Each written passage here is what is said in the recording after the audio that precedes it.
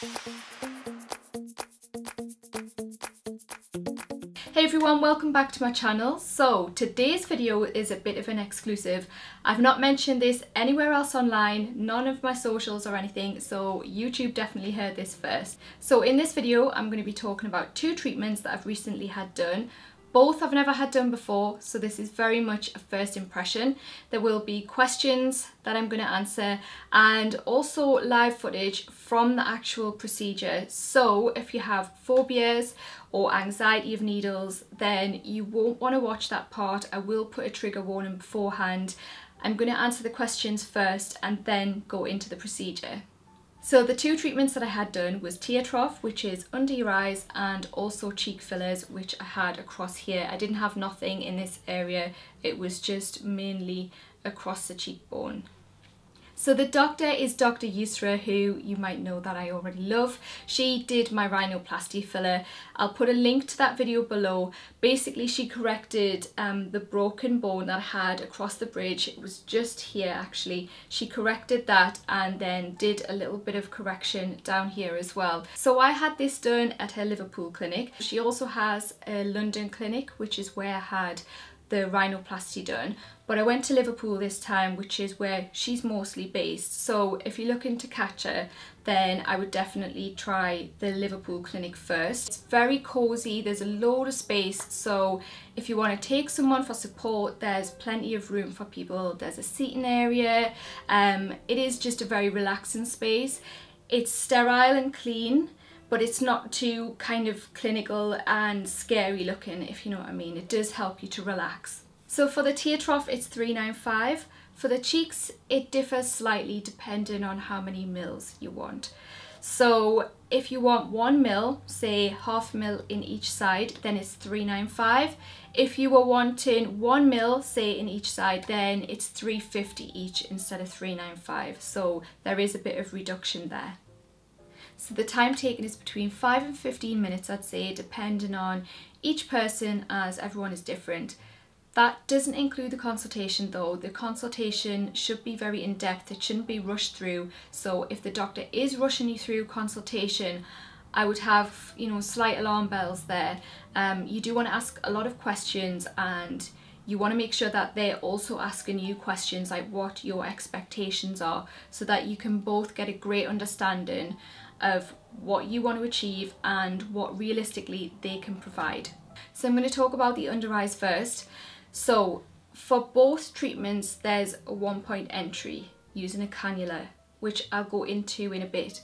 But because of that, you don't get any bruising, or they're very, very minimal, like so small where it's a tiny yellow bruise. It doesn't even develop into, you know, a blue or purple bruise. And I bruise quite easily. So bruising wise, fine. You have a tiny little dot of a scab, which don't pick it, you don't want to have a scar. But it's so small that it would cover with concealer, fine. There's no swelling or anything under the eyes, completely fine, it would cover with concealer again. So under eyes, if that's all you're going for, I would say you can go to work the next day, you're totally fine. So for me, cheeks were quite different. For everyone, they're going to have a different experience depending on the look that you're going for. I wanted something very subtle, so for something to look subtle when you've put filler in there, it needs to take time to mould into your facial structure. That's not going to happen in a few days, a week. They do say give it a minimum of 2 weeks. So with me personally, I would say I took a minimum of 4 weeks for it to settle down. I did, after 2 weeks, speak to Dr Yusra, and I said it's still quite prominent, which that wasn't the look that overall that I wanted to achieve, but I knew that it was part of the process.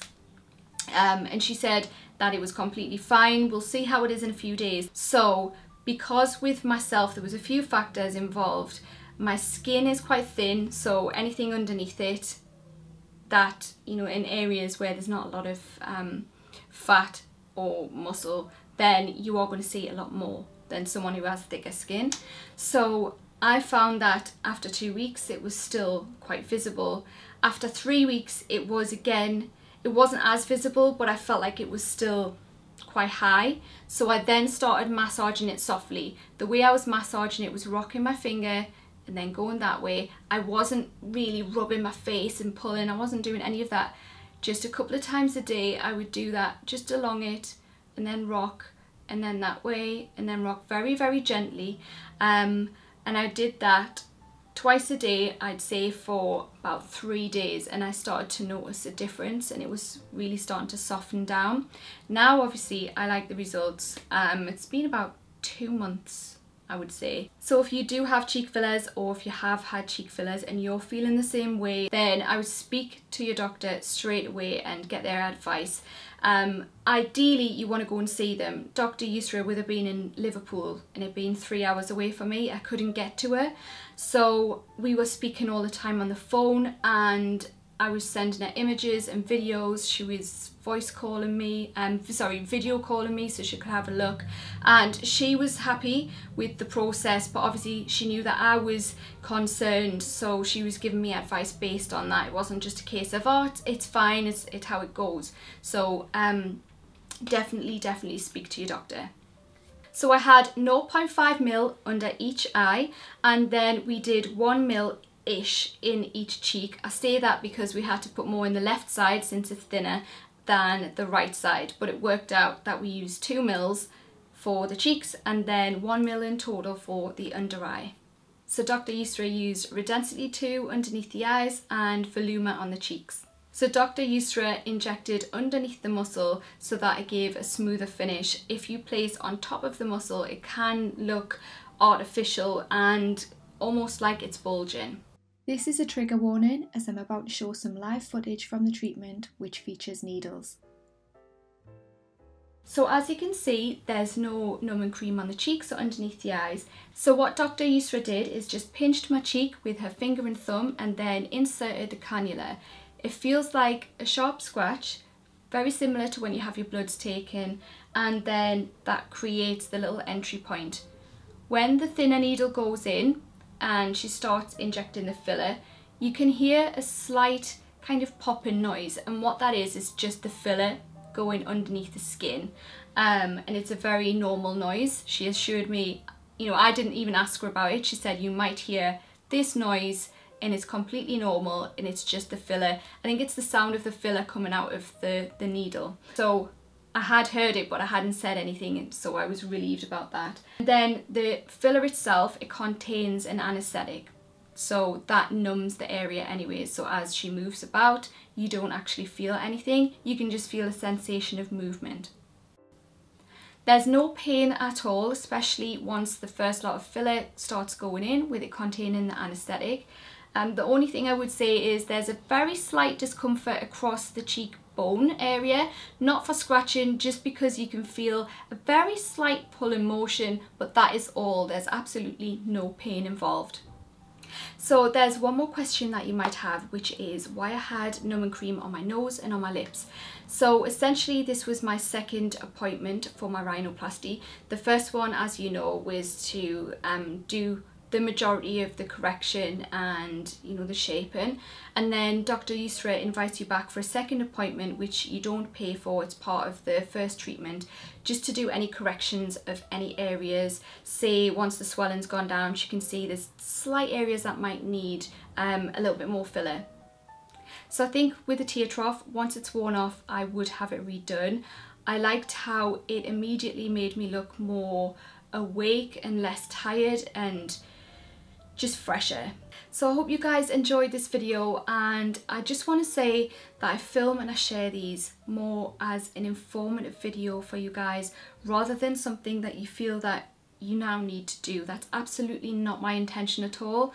I want to bring you some, you know, professional information, tips, things to ask if you are considering this. This is more of a video for those who are looking to have these procedures anyways.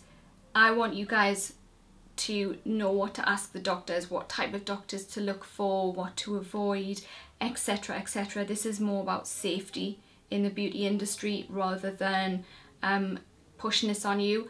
I'm never in these videos recommending. I'm not saying do it. What I'm saying is this is what I've had done, my experience, first impression, you know, pain wise, etc, etc, and if it's helped or if it hasn't. So that is what I'm bringing to you. So that being said, if you do like this video, please give it a big thumbs up, and if you haven't already, please subscribe, and I will see you guys soon.